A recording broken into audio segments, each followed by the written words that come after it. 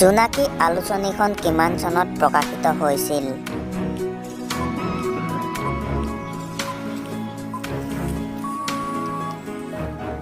উত্তৰটো হৈছে জোনাকী আলোচনীখন 1989 চনত প্ৰকাশিত হৈছিল। প্ৰথম অসমীয়া সামাজিক নাটকখনৰ নাম কি?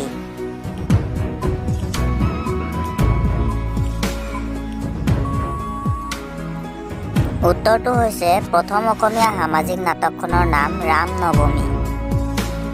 প্ৰথম অসমীয়া গল্প সংকলন সুৰভিৰ ৰচক কোন?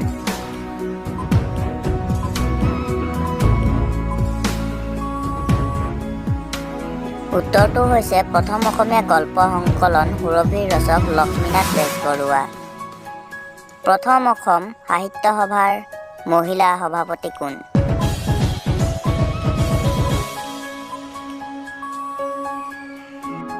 উত্তৰটো হৈছে প্ৰথম অসম সাহিত্য সভাৰ মহিলা সভাপতি নলিনীবালা দেৱী। অসমত প্ৰথম খাৰুৱা তেলৰ আৱিষ্কাৰ কেতিয়া কৰা হৈছিল?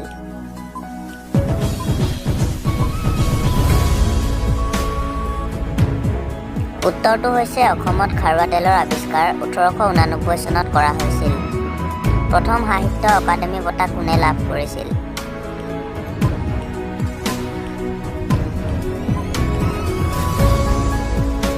উত্তৰটো হৈছে প্ৰথম সাহিত্য অকাডেমী বঁটা যতীন্দ্ৰনাথ দুৱৰা লাভ কৰিছিল। প্ৰথম অসমীয়া দৈনিক বাতৰি কাকতখনৰ নাম কি?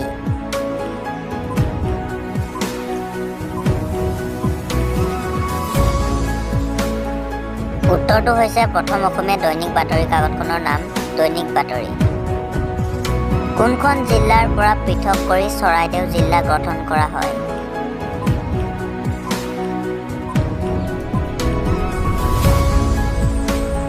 উত্তৰটো হৈছে শিৱসাগৰ জিলাৰ পৰা পৃথক কৰি চৰাইদেউ জিলা গঠন কৰা হয়।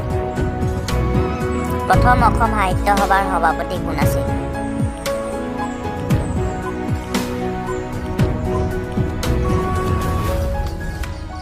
উত্তৰটো হৈছে প্ৰথম অসম সাহিত্য সভাৰ সভাপতি আছিল পদ্মনাথ গোহাঁই বৰুৱা। অসমীয়া ভাষাত কোনে ৰামায়ণ ৰচনা কৰিছিল?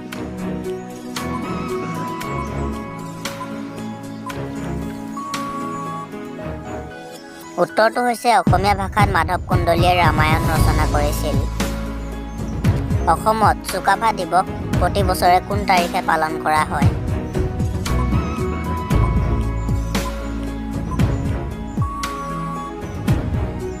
উত্তৰটো হৈছে অসমত চুকাফা দিৱস প্ৰতি বছৰে 2 ডিচেম্বৰ তাৰিখে পালন কৰা হয়। অসম সাহিত্য সভাৰ প্ৰথম অধিৱেশনখন কিমান চনত আৰু ক'ত অনুষ্ঠিত হৈছিল?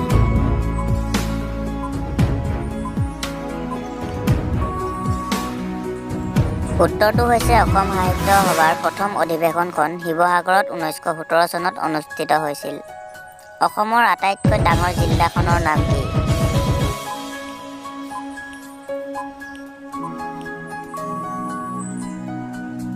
উত্তৰটো হৈছে অসমৰ আটাইতকৈ ডাঙৰ জিলাখনৰ নাম হ'ল কাৰ্বি আংলং। প্ৰথম অসমীয়া ছপা পুথিখনৰ নাম কি?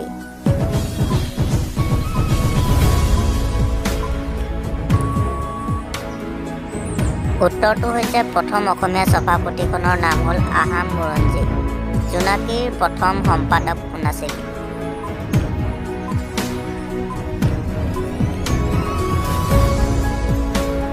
উত্তৰটো হৈছে জোনাকীৰ প্ৰথম সম্পাদক আছিল চন্দ্ৰকুমাৰ আগৰৱালা।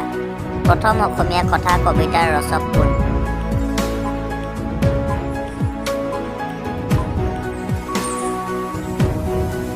উত্তৰটো হৈছে প্ৰথম অসমীয়াৰ কথা কবিতাৰ ৰচক যতীন্দ্ৰনাথ দুৱৰা। প্ৰিয়তমাৰ চিঠি কবিতাৰ ৰচক কোন?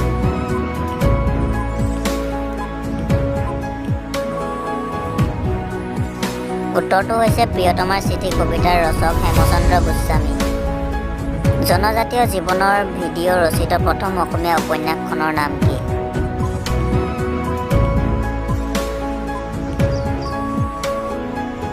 উত্তৰটো হৈছে জনজাতীয় জীৱনৰ ভিডিঅ' ৰচিত প্ৰথম অসমীয়া উপন্যাসখনৰ নাম হ'ল মিৰি জীয়ৰী।